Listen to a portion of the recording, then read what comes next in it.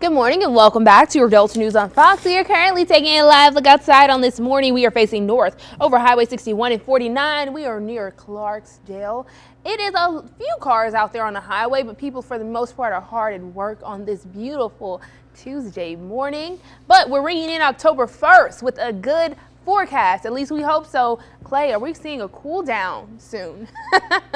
Faith, there is a cool down on the way, but we're going to have to get through this heat first. We're going to see these next 3 or so days with near record temperatures in the upper 90s. So we're going to have to get through this, but bear with me. We will get to that cooler weather eventually. And for this late weekend, Sunday evening into early Monday, we'll see a chance of rain starting to move into the area as that cold front that's going to usher in fall finally moves towards the area. So this gets us to the last point. Fall, is that you? And yes, I do believe fall is on the way for us here in the Delta. So that is great news. And taking a look at our future tracker, this high pressure that's been sitting over the southeast for the last couple of weeks is still pretty strong, bringing in those above average temperatures as well as dry conditions. We've actually seen some drought conditions show up in portions of southern Arkansas, northern Louisiana, and even here into the Delta now, because we just haven't seen a lot of rain. And last month we barely got anything anywhere in the Delta. And we're going to see this cold front move closer and closer on Thursday morning. And this isn't the main cold front, but this is going to help to lower our dew points and give us just a teeny chance of rain. But we're going to stay dry through Thursday more than likely. The best chance of rain will actually be closer to the Gulf Coast. And as this moves through, gonna cool us down a little bit. Temperatures will only drop about 5 or 6 degrees, so we'll be closer to 90 opposed to 95, 96, 97, which is nice, and the humidity will be lower, so it will feel more pleasant going into your weekend. But we're expecting to stay dry until that reinforcing cold front comes through on Monday, and that's really going to cool us down and give us a chance of rain and even possibly some severe weather. So we'll definitely keep you updated on that. And our radar this morning looking good. We're going to stay dry, and this is going to be the view for the entire day. Not expecting any rain really across the entire southeast. The only place where we may see a couple of showers is coastal regions of Louisiana and Texas. But here in the Delta, we're going to remain dry throughout the day. And speaking of all the dry conditions, our drought monitor is showing up abnormally dry conditions across portions of the Delta from Winona to Clarksdale to Greenville.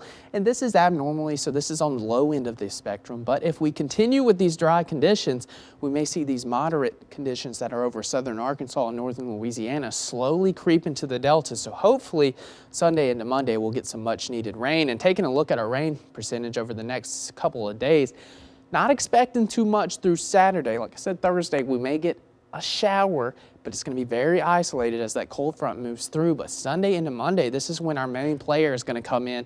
This is going to be our first actual cold front of the season, and it's going to give us a 40% chance of rain Monday and 30% chance mainly Sunday evening. So hopefully we'll finally be able to put a dent in these drought conditions. I know it's not too severe, but still we could use all the rain we could get at this point.